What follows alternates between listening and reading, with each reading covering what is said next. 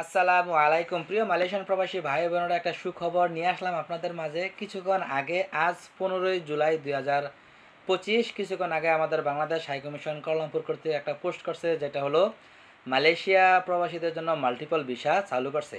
অনেকে বলতে পারেন মাল্টিপল ভিসা কি? মাল্টিপল ভিসা আমি ছোট করে বলি।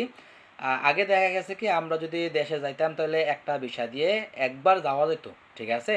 এবং পরবর্তীতে যদি আবার যাইতে চাই, দ্বিতীয়বার যদি আবার বাংলাদেশে যাইতে কোনো কারণে বাবা মা অসুস্থ হয় বা বিশেষ কোনো কারণে আবার যদি বাংলাদেশে যাইতে চাই 1 বছরের ভিতরে, তখন দেখা গেছে রি এন্ট্রি বা ইমিগ্রেশনের থেকে একটা অনুমতিপত্র আনতে হইতো। কিন্তু এখন এই মাল্টিপল ভিসা চালু করার কারণে এখন আর এটা লাগবে না। এটা আপনি 1 বছরে আপনি 5-6 বার আপনি যাইতে পারবেন। এটা হলো আপনার খুশি। এই কল্যাণটা হয়েছে কেবলমাত্র আমাদের ডক্টর ইউনূস স্যার এবং আসিফ নজরুল স্যার, তাদের কল্যাণে। আর সবচেয়ে বিশেষ ভূমিকা আমি মনে করি ডক্টর মোহাম্মদ ইউনূস স্যারের কল্যাণে এটা হয়েছে।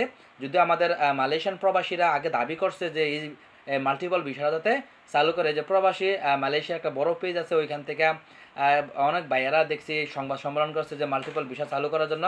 তাদেরকে অনেক ধন্যবাদ এবং ডক্টর মোহাম্মদ ইউনূস স্যারকেও ধন্যবাদ।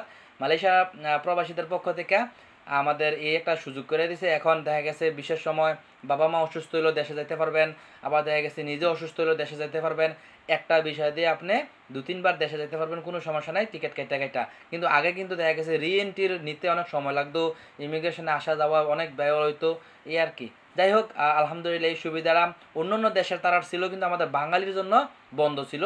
তো আজকে 15 জুলাই এটা চালু করছে এবং সংশ্লিষ্ট ইমিগ্রেশন বিভাগের একটা নোটিশও দিয়ে দিছে মালয়েশিয়ার ইমিগ্রেশন বিভাগ।